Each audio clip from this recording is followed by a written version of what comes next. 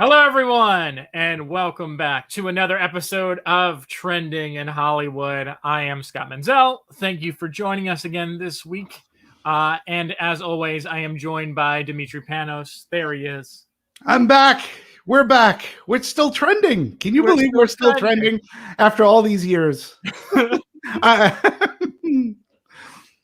So yeah, and there's lots.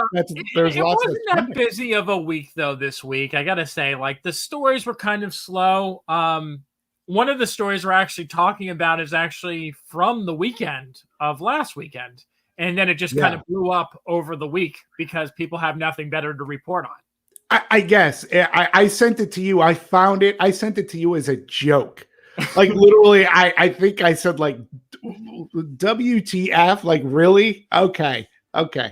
But yeah, you're right. It blew up. So well, since this is like such the big talk of the interwebs, we're just gonna start with it. And that is this wonderful story. That San Francisco Gate. That's this great piece of journalistic. I mean, this is the best I've read in quite some time. Yes. So Disneyland new Snow White ride adds magic, but also a new problem. A new problem. Yeah, the buggies were bumpy. Demetri, fill the fine folks in on what the new problem is. Well, you see, I don't find that there is a problem, but what this reporter claims that the problem is that Prince Charming literally steals a kiss. He does so without Snow White, who's in a coma, by the ways, thought to be dead, by the ways, and he kisses her without consent. So he kisses someone who is supposedly dead. And if this reporter actually watched the movie, he would have noticed that the prince actually, after the kiss, gets down on his knees and bows his head in memoriam to Snow White. And then, there's a ton of stuff at the beginning of the movie. But yes, this is the story. Snow White did not consent to the kiss, to the big kiss that brought her back to life, mind you.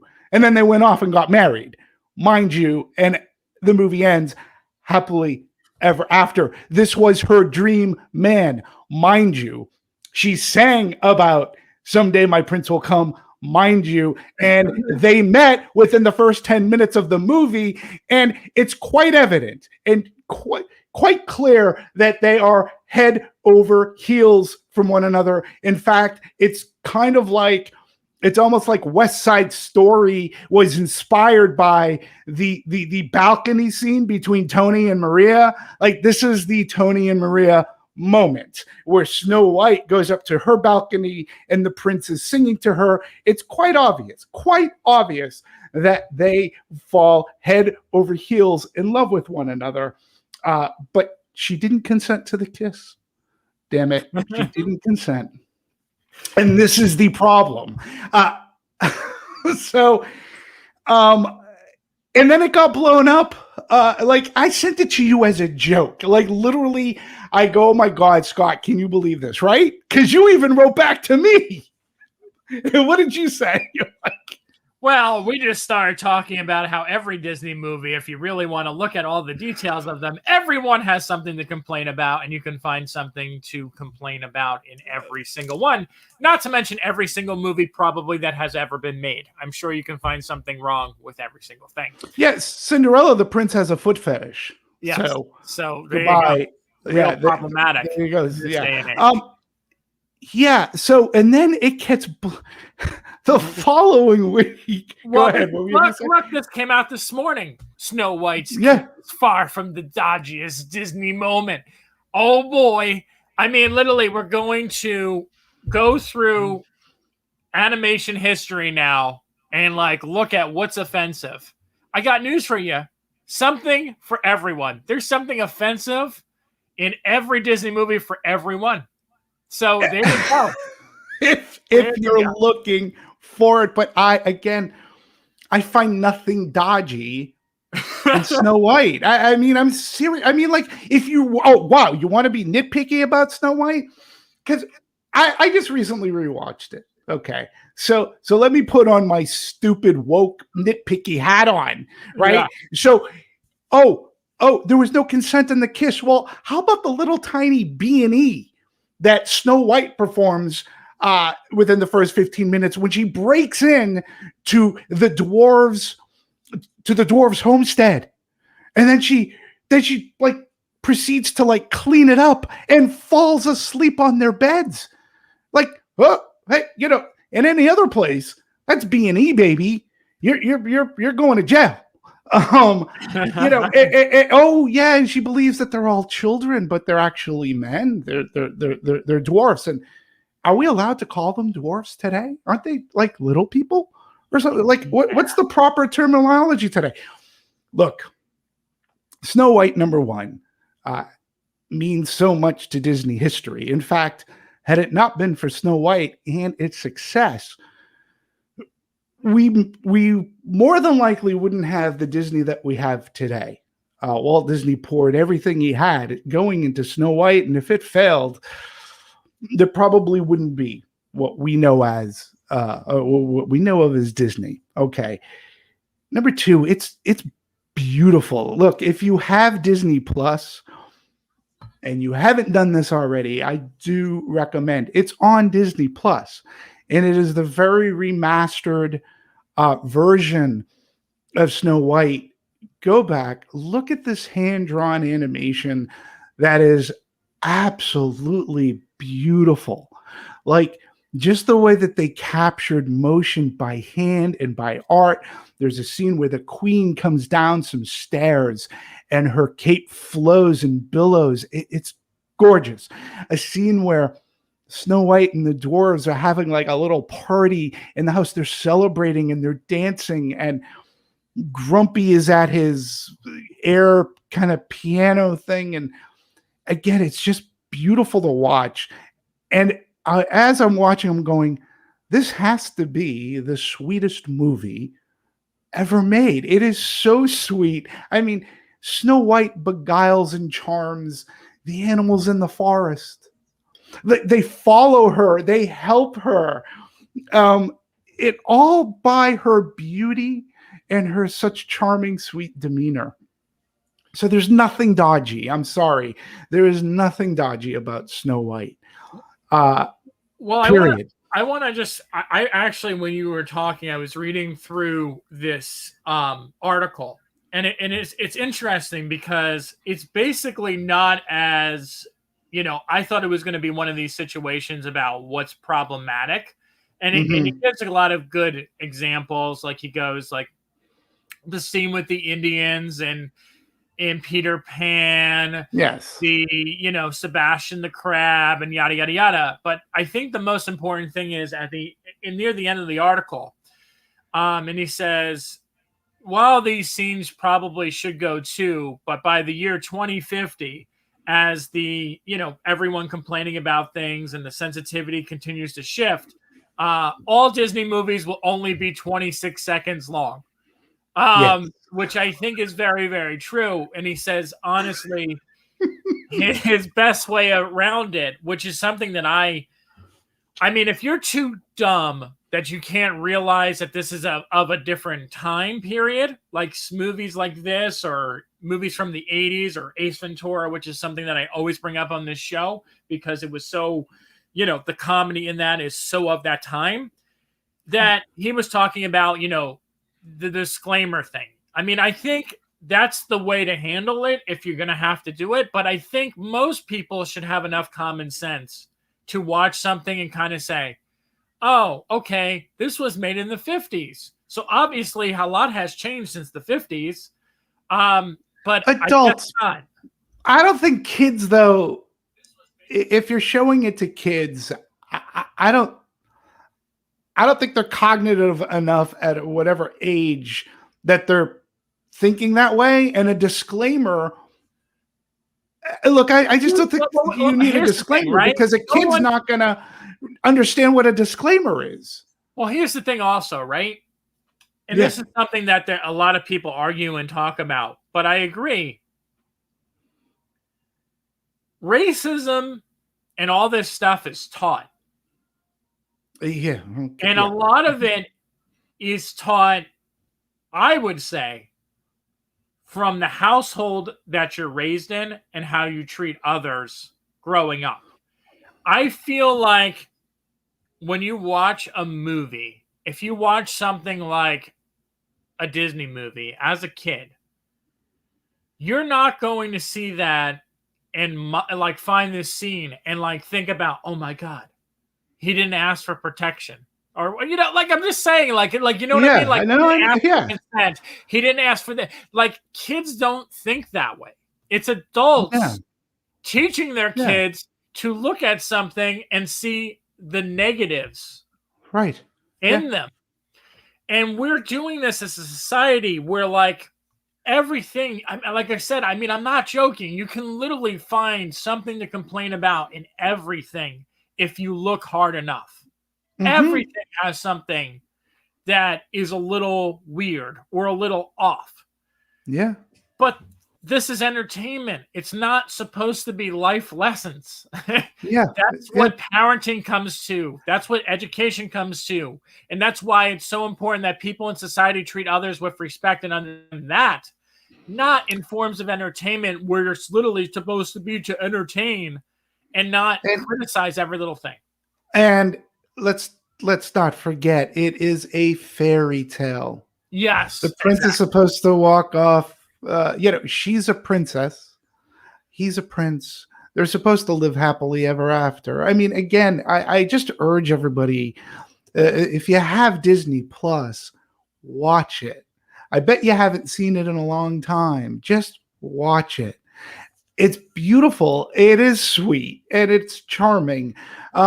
But the other thing we didn't talk about too is that the greatest irony of this entire thing is that it started off, at least as far as we know from this San Francisco Gate article. And of course, what news network blew it up? Fox. Fox, because Fox has never had consent issues in their history. Roger Ailes, no, they've never had any consent issues. I just find it very ironic in that you're picking on Snow White. And again, it must have been a slow news week for them because... But here's the thing. Yes, Fox picked it up, but like you literally type in Snow White online right now. There is literally an article from Guardian. There's an article from Entertainment Weekly. There's one from Oregon's Live. There's one from USA Today. There's one from Inside the Magic. There's one from Independent. There's one from the Orange County Register. There's one from the Telegraph. Fox 11 Los Angeles. I mean, there's so many damn articles about this. And it's like, this is why when people say they don't trust the news and what they decide to showcase as newsworthy, this is not newsworthy. Like, this literally should have been a one opinion article and it should have been over. It should have been done. Be talking about it on this show, but we're just talking about it to show how stupid it is. Yeah, and it really is stupid. I mean, look, what did I say before the show started? These people are so woke, they need to go back to bed.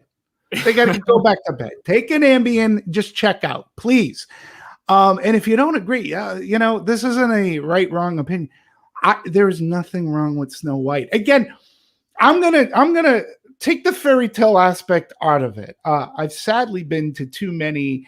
I've been to wakes before, and basically that's what the dwarves did. Look, if you remember the story, the evil queen, who's the fairest of them all, and Snow White came to age. And, for years, the evil queen was the fairest of them all in all of the land until Snow White came to age. And then she became the fairest of them all. The evil queen does not like this. She sends a huntsman to kill Snow White. He can't do it because Snow White is so innocent and so sweet that he just can't do it. So, he presents the queen because he was supposed to take her heart out and put it in a box. as evidence that he did the deed.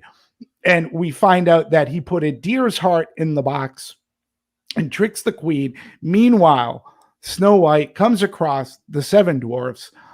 They're living happily until the queen does a little bit of dark mojo. She becomes the old craggy lady and makes the apple, the sleeping death apple, which coagulates the blood. I mean, this is all in the curse that she recites. Right.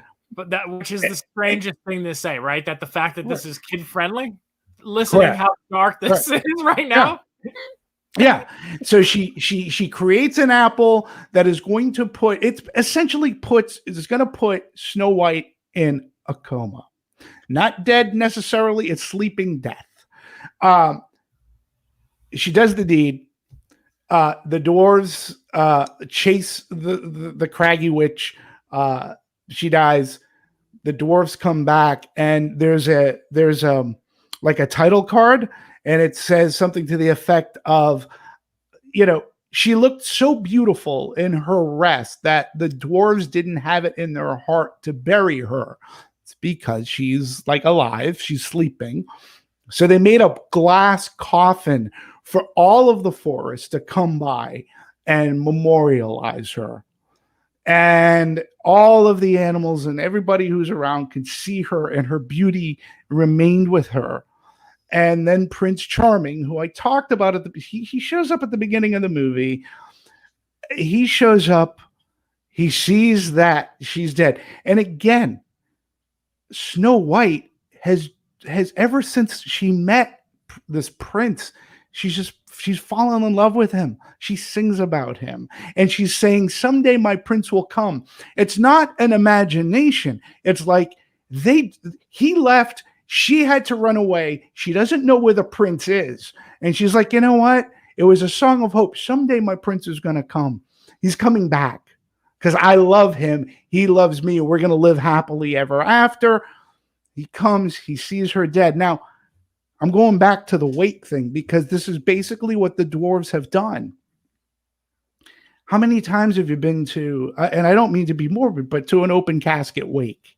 Right. And people who are related to said person, they will lean down, give a kiss, something. We've seen this. And this is exactly what Prince Charming does. He, unbeknownst to him, and we as the audience know, because the queen is like, oh, I have to make sure that nothing can reverse this curse. And she flips the page, and there it says, love's first kiss is the only thing that could bring her back. And the queen doesn't even believe that she has a love. We as the audience know. So when the prince comes, and we know what could happen, he doesn't. That's why he kisses her on the lips. It's a light kiss. And then he kneels down and bows his head. It's not like he was waiting for her to come back. And when she arises, everybody's like, oh my God. Even the prince is like, what the, and then they go off, they say goodbye to the dwarves. So there's nothing wrong. It's either people haven't watched the movie, and it's so stupid. It's angering. It really is in this movie. And to your point, the huntsman was supposed to return with her heart in a box. Mind you, I've seen this box sold at Disney stores. And I say to myself, really? Yeah, it's a cool looking box, but it's supposed to have Snow White's heart in it. Go put your trinkets in it. It's a beautiful box anyways. We're going to make loads of money off of this. Yeah. I mean, I got nothing. I'm with you on this. It makes no sense. And I just get to the point when I start seeing these stories, my question when I start reading these stories, honest to God, my next response is, what next? That's where my mind goes. What next? What are we going to come up with next that someone is going to write an opinion on, and then somehow it becomes like this cultural phenomenon, which is just amazing to me that we're literally talking about an article from six days ago that now almost every major publication has formed some kind of version of. Amazing. So I have no idea. I don't get it, but just remember what I said.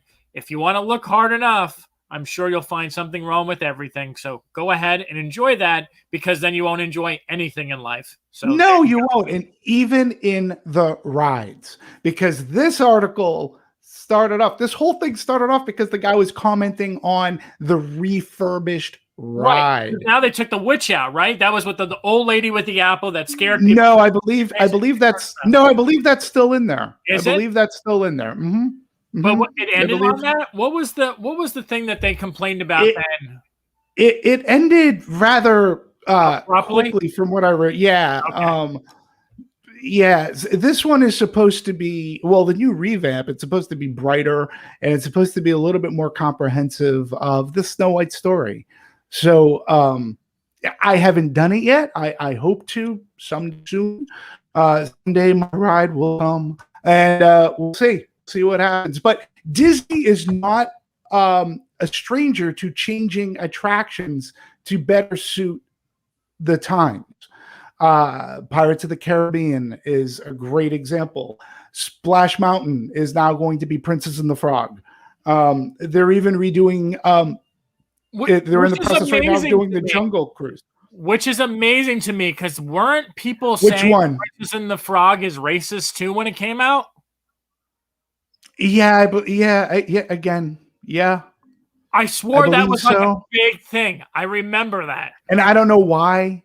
I don't know. I don't remember why either, because I can't keep track of all these things. Why something's wrong with everything, so I can't. And Splash Mountain was taken from Song of the South, which has been #1 out of circulation for decades now.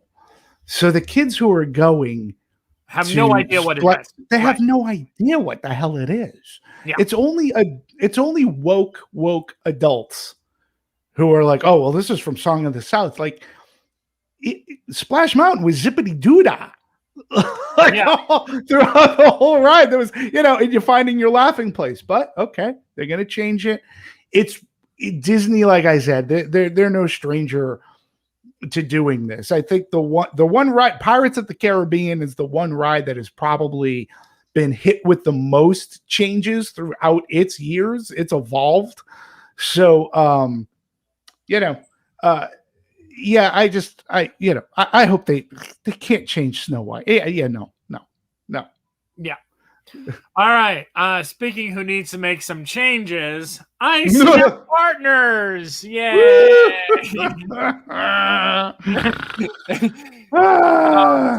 So you can, I'm almost going to guarantee that probably for the rest of this year, you're probably going to hear at least once or twice a month, we're going to have a story like this.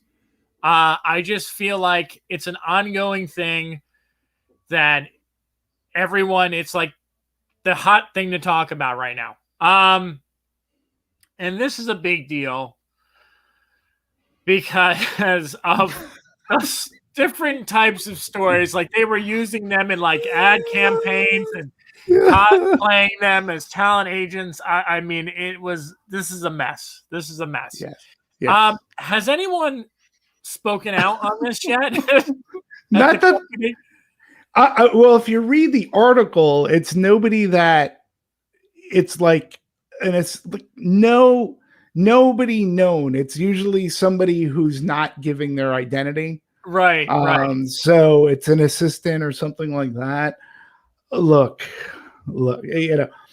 a Times report over toxic workplace claims. Yes. To me, what is amazing that none of these journalists have never read a book about Hollywood. I mean, the toxic environment. There were books written about the CAA culture. When you start off at an agency, you start off in the mailroom, and you really weren't treated the best. Yeah, and there are stories about this from from the 80s, there were books about the culture at the agencies. I have a quick story. A friend of mine in college, he wanted to be a writer. And I'll say he had a gift. He was writing Cheers and Night Court spec scripts, and I have to say that his scripts were really funny. He was a funny guy. And he had the characters down, his scripts were down, and he was trying to get an agent.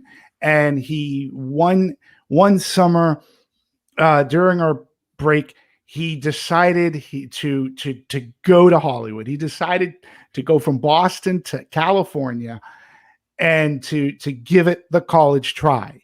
And he actually did set up meetings with agencies to try to get, once he was done with school, he wanted to work for the agencies and such. So he tried, and he set up interviews. And he went to one of the interviews, and the way he described it, from what I recall, it was with CAA, and the woman reminded him of like Roz from Night Court, and glasses, and she was smoking a cigarette while talking to him, and she had his stuff in front of him, and she just looked at the guy and said, and the way he did it too, is like, you're not CAA material, as smoke is like bellowing out of her nose and mouth, and she blew the smoke in his face. He came back very crestfallen from that entire trip. And again, it's just, that's not how you treat people. But there's a history of doing it. I know a person, like, you're not CAA material. And the weird thing is that I don't know, and I there's never a good time to discuss stuff like this. Like what?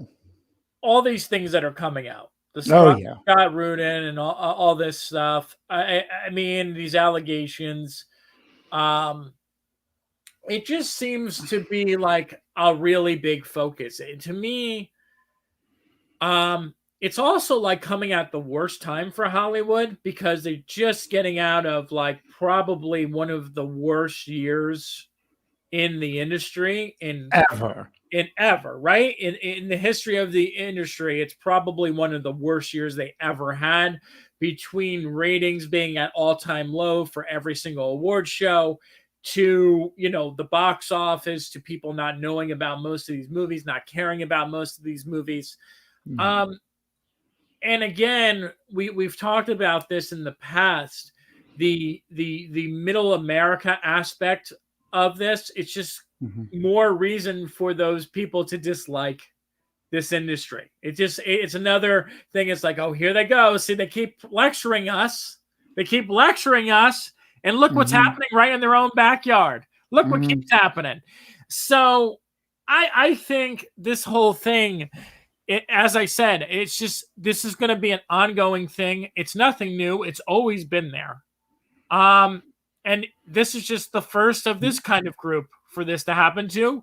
We're going to see more and more stories like this. I really don't know what to say. I mean, the funny thing is, like, time's up stepping in at this point. Like, we're going to do an investigation. It's like, okay. So an investigation, and what are you going to find? The same thing that like people are saying, that of course there was issues of racism and hate and all this other stuff. Duh. And it was perpetuated by Hollywood. Yes, it's not like Hollywood. That's the thing. This is not a subvert. Like, this isn't hidden. No, this was out in the open out here. People knew. People know how you're treated at a particular place. It's how you cut your, it's how you cut your teeth, so to speak. Oh, you got to be treated horribly. And people knew. And it's been going on since silent film, since the 30s, since the 20s, the 30s, the 40s. Even Mank, like, talked about. Yeah. It's a great example. Okay, so Mank goes on about how the studio heads were just, they were self-serving and not, they put out that they were great people, but they weren't great people. And so again, we're talking about something that's not a secret, but it was perpetuated. We've said this before. They kept on being given accolades and awards. Like, if you did the Academy Awards and you added the caveat, like, it can't, like, don't only judge a film by its creativity, but also judge it by the characters of the people who made it, you'd have no movies. Yeah. I mean, I'm sorry. Like, you wouldn't. This industry, and it's disproportionate to even other industries, because those people in power, they gain more power. They gain more power, well, and I also people just don't talk about it. I also think that in other industries, like, the head of, like, without saying, we know that the head of, like, a Wall Street industry is all about greed and money and just climbing up the ropes and getting that. Like, we know that. What the problem is in Hollywood is that these people pretend that they care about these issues. Yes. And that's the problem, because it's all smoke and mirrors. It's just literally like, but at the end of the day, all they care about is a product sells, and if they get another Tesla or another house or another vacation home, Bentley or a hangar. Or a hangar. Yeah, or a plane, or first class ticket to wherever the hell they want to go. But that's the problem, is that, and that's what, if you listen to a lot of people who criticize the industry, a lot of people say that there's a disconnect with celebrities talking to the average person, because they're in there, and you saw it, like, right, like not Jessica Chastain, but Jessica Alba was sitting there during the pandemic, sitting there talking about, oh, I feel for you, and she's sitting in her house with her personal trainer coming in and, like, helping her.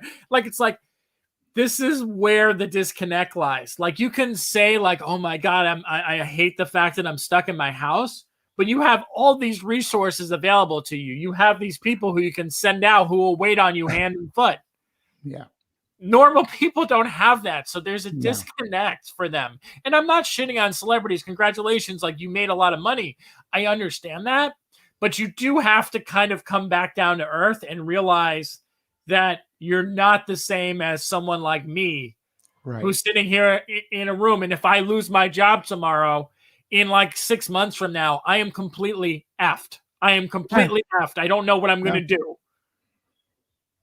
Yeah, and again, these reports of toxic workplace. Yes, you can find it in any studio. Right. Like, again, this isn't new news. There have been books written about it.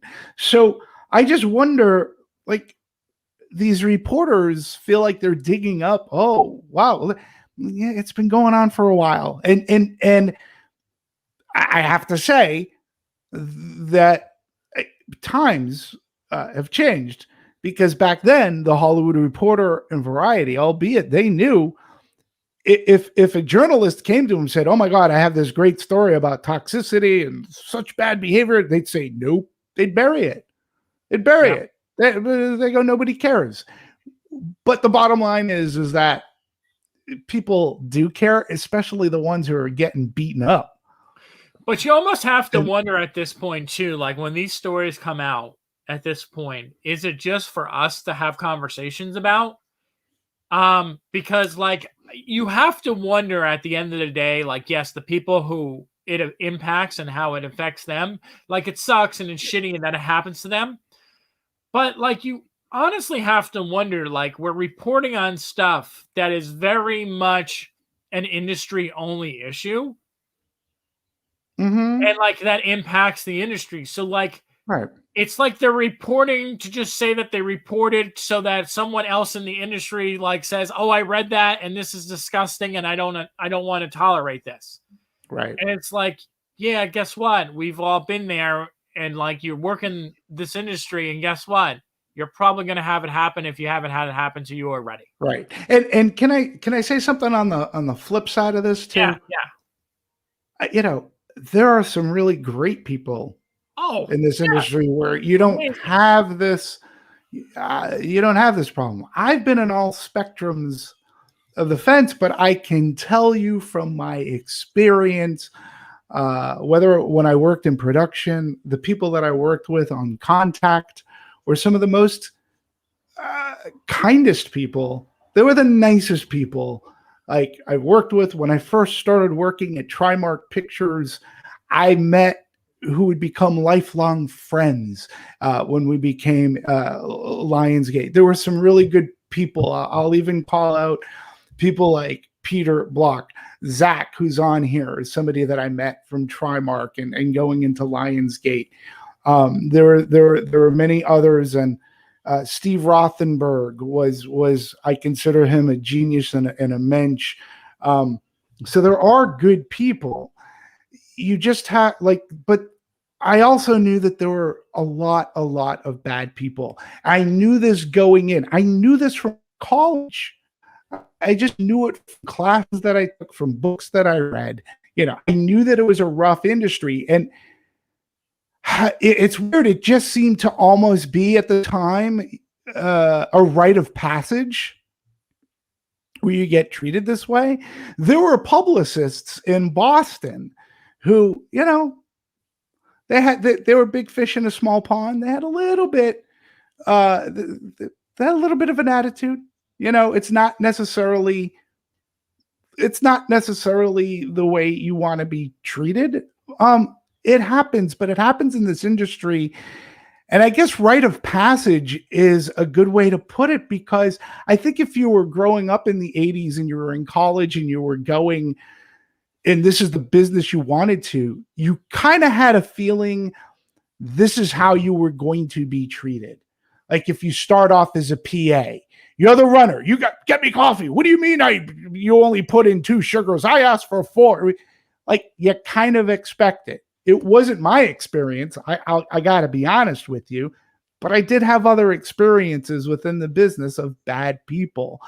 Unfortunately, bad people, unfortunately, in the Hollywood industry have failed upwards.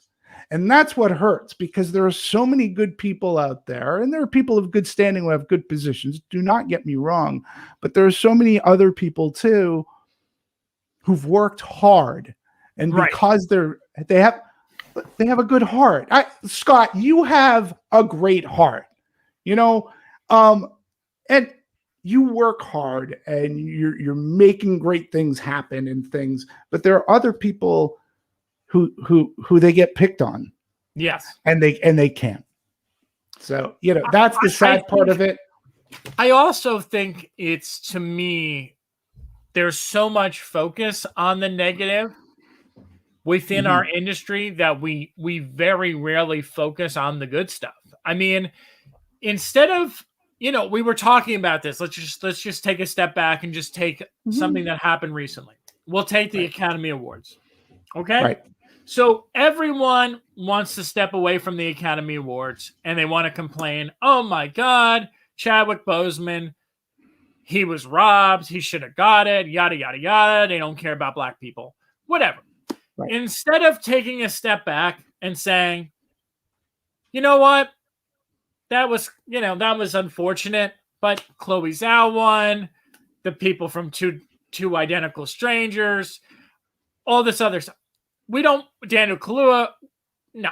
Like, it's just like more. It's never the positive. And I noticed that, like, it's something that we struggle with so much as an industry, is just to celebrate something in a positive way. I mean, it's like, even for me, like, if I don't like something, and I've talked about this before, like, I'll say I don't like something. I have no problem saying that. But then I kind of want to drop it and let it go. But what happens in this industry is that they want you to keep having that negative opinion over and over again. Why didn't you like it, Scott? Why? Right. Oh, you're a no man land hater. And then it's like they just it's like poking the bear. It's like, oh, keep telling me why. Keep telling me why. I'll never remember it. It was like, I made the tweet about the United States versus Billie Holiday. And it was a really brutal tweet because I really hated the movie. And that's it. I said that about it. and then someone like randomly else said like they didn't like the movie, and I said, yeah, I was like, I agree. And then someone commented, it's like, what is with you attacking this movie? And it's like, I just said I agreed. I didn't attack the movie. I literally, but this is the industry we live in now. Is that, you know, it's the culture, Scott. It's the culture. It's the culture. It's not necessarily the industry. Right now, it's the culture. Yeah. And you're right. And yeah, you said it. Yeah, you said it actually the best. It was very, yeah, you said it all there. But it is the culture that we're in. And we should be celebrating. Again, here's the thing: when you talk, you talked about the Academy Awards, and again with Chadwick Boseman, it took away, I thought, from the other people who won. It did. It 100% did. Because that's what was focused on. Yeah. And it's like, and Daniel Kaluuya put in a great performance. I really enjoyed the movie. Surprised me as how much I enjoyed it. Tyler Perry, we talked about the amazing speech that man gave for his humanitarian award. What an inspired speech. Not enough was talked about that. All you hear about is Daniel Kaluuya. And I also feel that Anthony Hopkins was at this thing like where he's like, hey, look, thank you very much. And he didn't even talk about the other nominees, really. No. When he made his video, he talked about Chadwick Boseman. And it's so ridiculous because the person like who's a veteran in the industry basically had his moment swept away from him because we just couldn't just embrace the fact that like it is a competition, and guess what? This is how those people voted. So like instead we get to downplay him, we get to upplay this other thing. And everyone else that did get awarded that night sort of falls by the wayside. There's no talk about them. No. And it just hurts everyone. That's what I don't understand. No one comes out ahead in this. Everyone it's almost shitty for everyone. So like, why are we doing this? We shouldn't be. And there's no need. We can appreciate movies for what they are and how they entertain, and we can appreciate performances. We talked about Anthony Hopkins' performance, and it like that. I've said it was a masterclass performance in The Father. I mean, it really was. It's how he's able to do it. It has nothing. From my perspective, him winning, Anthony Hopkins, that is, it had nothing to do with race. Just it's not saying that Chadwick Boseman was bad. And Chadwick Boseman is going to, his memory, his legacy is going to It's not going to be remembered for that anyhow. That's the funny part. He's going to be remembered for Black Panther. And that's the truth. No one's going to be like, oh, remember that time where like he was in Ma Rainey? No, people are. He is a cultural phenomenon because of Black Panther. Absolutely. So 100%. And that's not discrediting all the other roles that he's done because he's been great in everything. But seriously, like if you really want to talk about something, if you want to talk about this argument, if there was anything that he should have been like considered and should have been in a conversation for with awards, it should have been that, because that was a phenomenon that made the entire world embrace a Black superhero movie. And it changed a lot. And not only that, not only did he empower it, he embraced it. Yes. He embraced it when kids came up to him into the Wakanda Forever. Yeah. There aren't that many people who would do that, but he understood the importance of it. And that, you're right. That's the legacy he's going to be remembered for, is that he somewhat changed the thinking of an industry perhaps. But he became an inspiration for kids, for people, white and, Black and white. Yep. People wait to go see Black Panther, and albeit You'll have great meanings, but great inspiration for kids, especially kids of color. And it's not just boys. No, it's girls too. Yeah. And that's what's amazing, because it sweeps across the board. And I think it's a great lesson for everybody. That's why they have, apparently, I haven't seen it yet. Apparently there's a beautiful mural in Marvel Land at California Adventure of Chadwick Boseman as Black Panther. That's what he'll be remembered for. And that's a legacy I believe that the Boseman Foundation and family can be happy with, because he inspired it, but he, most importantly of all, he embraced it and he knew what it meant. Yeah. There you go. We didn't even know we were going to do a Chadwick Boseman memorial. We started off with ICM treats people badly, and here we are memorializing Chadwick Boseman. Go figure. That's what's great about this show. Wakanda forever. All right. So for our last topic of today, is there's two things with movie theaters that happened. The first story that came up was this one from AMC loses a ton of money. It misses projections, $567 million loss.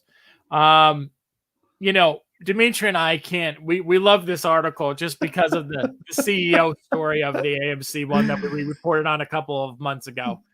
March 5th. Yeah. Actually, that one was March 5th, where the CEO of AMC's 2020 pay rises to $20.9 million. And then, whoopsie, they lost $567 million, but he got a pay raise.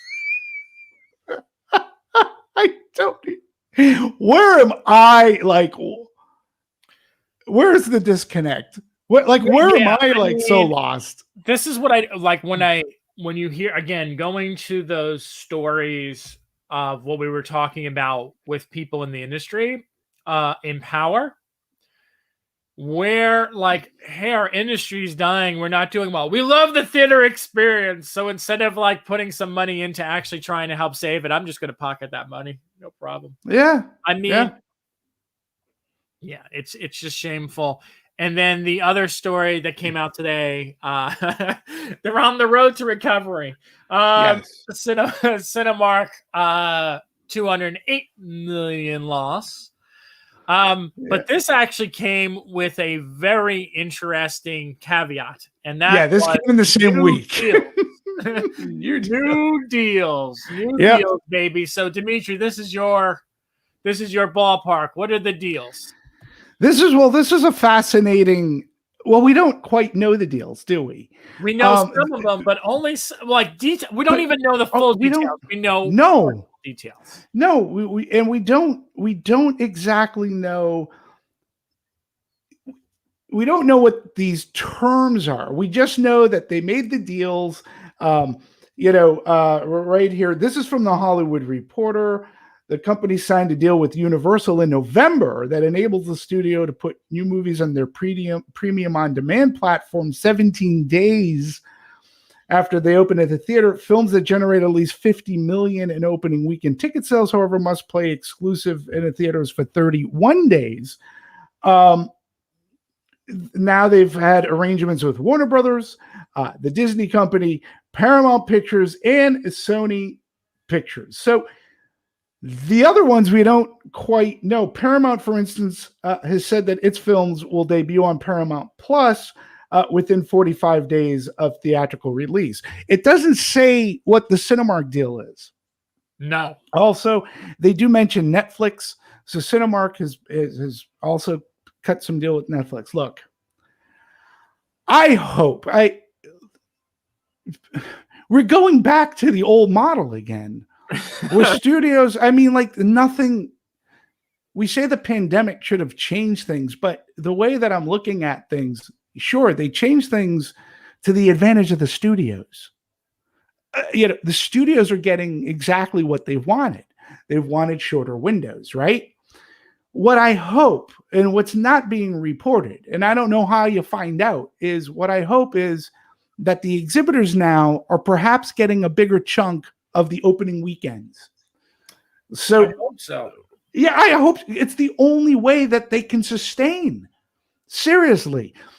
Because prior to pandemic, AMC, Cinemark, Regal, they had their individual deals. They were all different deals. They had to deal with Warner Brothers. They had to deal with Disney. They had to deal with Universal, Fox, so on and so forth.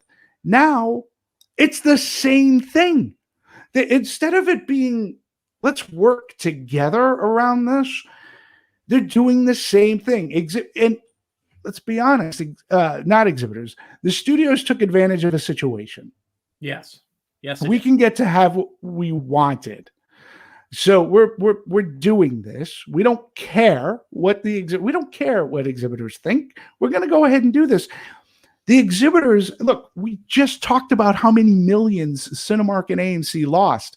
What bargaining leverage do they have? Let's be honest. They don't have any. And I mean, none. I think that's at the end of the day, they never really had any, because the thing is that they don't make their own product. So they're always at the liberty of someone else to give them product. Right. So the deals that they cut are always going to be secondary for them and more for the studios, because they produce the content. They produce the movies. So I know you have told me in the past about Disney and how corrupt and evil they are in terms of getting deals. Yeah, but let's flip this. Let's flip the coin, shall we? Without theaters, where do movie studios who produce these big budgeted movies get to play such things? Where? They can put them on TV, but how do they make? You're not going to see $250 million budgets for one movie anymore. So where else do you play them? I mean, that's we do not have time to go into this today. But that is actually a really, really good conversation to have. That if movie theaters did go away completely, how the industry would survive. Mm-hmm. And I have no idea how that would happen, because based on streaming numbers, nothing makes sense. No. So I don't know how to do that, but I do think that's a fascinating, like, someone wants to be a really good journalist right now. That's a subject matter that I would love to see, like, a really in-depth story on, like research, like if theaters went bye-bye, how would Hollywood continue? Yeah. Because obviously they would have to, right? Because television has succeeded way before the evolution of streaming. But they have gotten most of their revenue from advertisers. So would movies just become like television and just need a whole bunch of advertisers to support them? So would like Fast 9 be sponsored by JP Morgan Chase, and we would see like JP Morgan Chase throughout the movie, like in commercial breaks? Like, what would we do? I don't know. I mean, I don't know, but that's the thing. Everybody forgets that this is a symbiotic relationship. Yeah. Like, yes, Scott, you're absolutely correct. The exhibitors are beholden to the studios to release product, but the studios should be beholden to the theaters to play said product on the big screen, which is something else that we're going to be talking about a lot of. But so that's what's really weird to me. And I hope in these deals that the exhibitor now is getting more in the front end, because before it used to be more as the back end. So let's say, for example, and I'm talking, I don't know. I'm just saying, like, I don't know what's going on, but what it used to be is like when you had a hammer, whether it be a Marvel, let's say a Marvel movie, which is a hammer, the exhibitor, the deal was pretty stringent. It was pretty much like a 90-10 split. 90% of that first couple of weeks goes to Disney of that box office haul. 10% goes to the exhibitor. And that would go on, again, depending on the movie, for a couple of weeks at the very least. And then the numbers would shift from 90 to 85 to 80, how much goes to the studio, and then the exhibitor would get more and more. I hope now that the studios realize that there's possible that they're going to be losing the movie soon, that instead of starting off at 90, I'm hoping that they're starting off at 80%. Yeah. They're probably not. They're probably more like 85, but 80%. So 80% studio, 20% to the exhibitor. And that deal is for a couple of weeks, 2 to 3 weeks, and then it'll go down 75 or 70 from there. I'm hoping that exhibitors get more of a front end on these big movies and movies in general, because I don't see how else it sustains.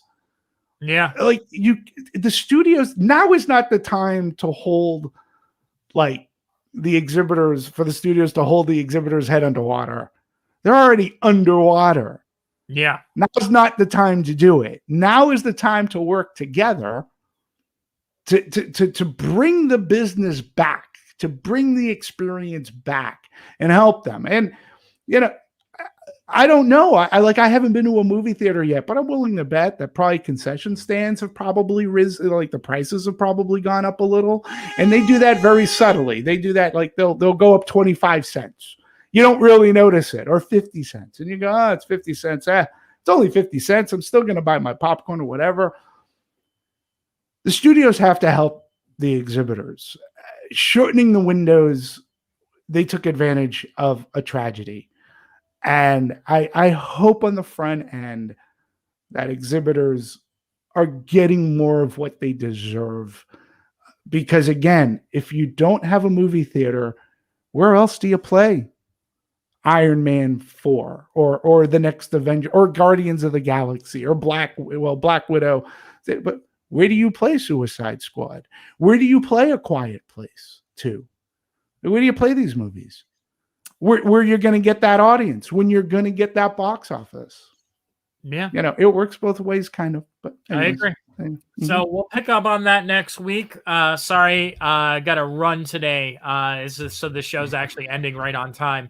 But yeah, I mean, Demetri, you bring up really good points, and I think it's something that, I think you and I have had conversations that have taken up almost the majority of this show about movie theaters and the way that they are treated. And I'm looking forward to actually reading a good article. Hopefully it'll happen one day, where someone will actually give me details that I can actually report on, and we can actually have a really intelligent conversation about what the deal really consists of, as opposed to just sort of like basic snippets of information that doesn't. Scott, it won't come out. It won't come out. You know why? Because that would mean that each exhibitor, AMC, Cinemark, Regal, the top three, their deals would be exposed. And see, here's the sad truth of the matter. Okay.